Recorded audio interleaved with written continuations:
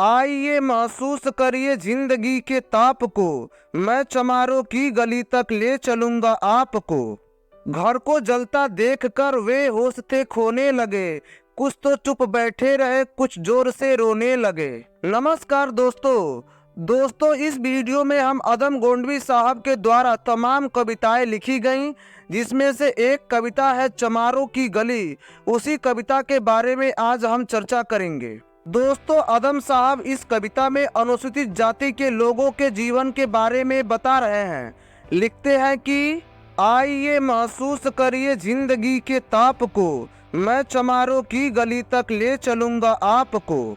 जिस गली में भूखमरी की यातना से ऊब कर मर गई फुलिया बिचारी कल कुएं में डूब कर, है सधी सिर पर बिनौली कंडिलों की टोकरी, आ रही है सामने से हर खुआ की छोकरी, चल रही है छंद के आयाम को देती दिशा, मैं इसे कहता हूँ सरयू पार की मोनालिसा। कैसे ये भयभीत है हिरनी सी घबराई हुई, लग रही है जैसे कली बेला की कुमलाई हुई। कल को यह वाचाल थी पर आज कैसी मौन है, जानते हो इसकी खामोशी का कारण कौन है। थे यही सावन के दिन हरखू गया था हाट को, सो रही बूढ़ी ओसारे में बिछाए खाट को। डूबती सूरज की किरणें खेलती थी रेत से, घास का गट्ठर लिए ये आ रही थी खेत से।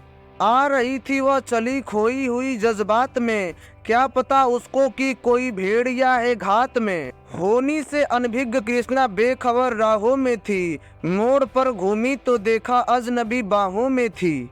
चीख निकली भी तो होठों में ही घुटकर रह गई, छटपटाई पहले फिर ढीली पड़ी फिर ढह गई। दिन तो सरयू के कछारों में कब का ढल गया, वासना की आग में कौमार्य इसका जल गया। और उस दिन ये हवेली हंस रही थी मोद में, होश में आई तो कृष्णा थी पिता के गोद में।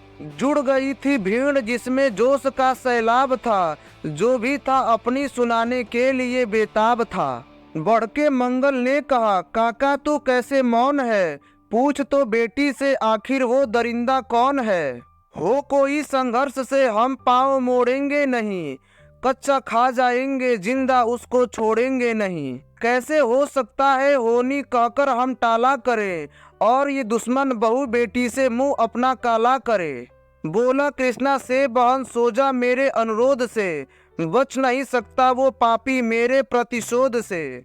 पड़ गई इसकी भनक थी ठाकुरों के कान में, वे इकट्ठे हो गए थे सरपंच के दालान में। दृष्टि जिसकी है जमी भाले की लंबी नोक पर, देखिए सुखराज सिंह बोले हैं खैनी ठोक कर। क्या कहे सरपंच भाई क्या जमाना आ गया, कल तलक जो पाँव के नीचे था रुतबा पा गया। कहती है सरकार की आपस में मिलजुल कर रहो, सुअर के बच्चे को अब कोरी नहीं हरिजन कहो। देखिए ना यह जो कृष्णा है चमारों के यहाँ, पड़ गई है सीप का मोती गंवारों के यहाँ। जैसे बल खाती नहीं अलहड़ नशे में चूर है, हाथ पुट्ठे पर न रखने देती है मगरूर है। भेजता भी है नहीं ससुराल इसको हर खुआ, फिर कोई बाहों में इसको भींच ले तो क्या हुआ।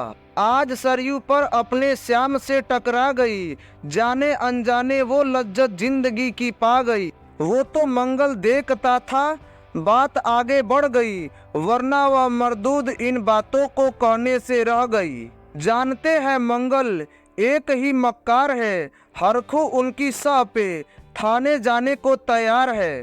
कह सुबह गर्दन अगर नपती है बेटे बाप की, गांव की गलियों में क्या इज्जत रहेगी आपकी। बात इस लहजे में थी कि ताव सबको आ गया, जैसा स्वाभाविक है उठकर हाथ मूछों पर आ गया।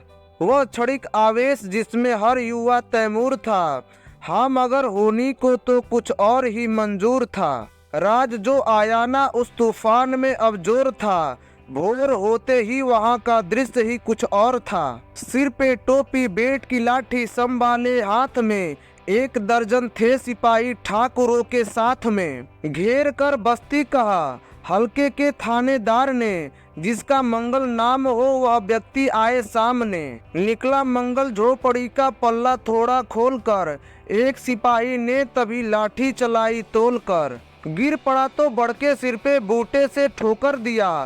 बोल साले माल जो चोरी का था वो क्या किया। कैसी चोरी माल कैसा, जैसे उसने ये कहा।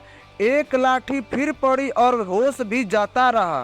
होश खोकर वह पड़ा था झोपड़ी के द्वार पर। ठाकुरों से फिर दरोगा ने कहा ललकार कर, मेरा मुंह क्या देखते हो, इसके मुंह पर थूक दो। आग लाओ और इसकी झोपड़ी भी फूक दो। और फिर प्रतिशोध की आदि वहां चलने लगी। बेसहारा निर्बलों की झोपड़ी जलने लगी। दूध मुहा बच्चा वो बूढ़ा जो वहां खेरे में था, वह अभागा दिन हिंसक भीड़ के घेरे में था। घर को जलता देखकर वे होश थे खोने लगे। कुछ तो चुप बैठे रहे, कुछ जोर से रोने लगे। कह दो इन कुत्तों के पिल्लों से कि घबराए नहीं, हुक्म जब तक मैं ना दूं कोई कहीं जाए नहीं। ये दरोगा जी थे मुंह से शब्द झरते फूल से, आ रहे थे ठेलते लोगों को अपने रूल से। फिर दहाड़े इनको दंडों से सुधारा जाएगा, ठाकुरों से जो भी टकराया वो मारा जाएगा। एक सिपाही ने कहा साइकिल किधर को मोड़ दें, होश में आया नहीं मंगल कहो तो छोड़ दें। बोला थानेदार मुर्गे की तरह मत बांग दो, होश में आया नहीं तो लाठियों पर टांग लो। ये समझते हैं कि ठाकुरों से उलझना खेल है, ऐसे पाजी का ठिकाना घर नहीं जेल है। पूछते रहते हैं मुझसे लोग अक्सर यह सवाल, कैसा है कहिए ना सरयू पार की कृष्णा का हाल। उनकी उत्सुकता की सारी लग्नवा के ज्वार को, सड़ रहे जनतंत्र के मक्कार पैरोकार को, धर्म संस्कृति और नैतिकता के ठेकेदार को, प्रांत के मंत्री गणों को और केंद्र के सरकार को मैं निमंत्रण दे रहा हूँ, आए मेरे गांव में।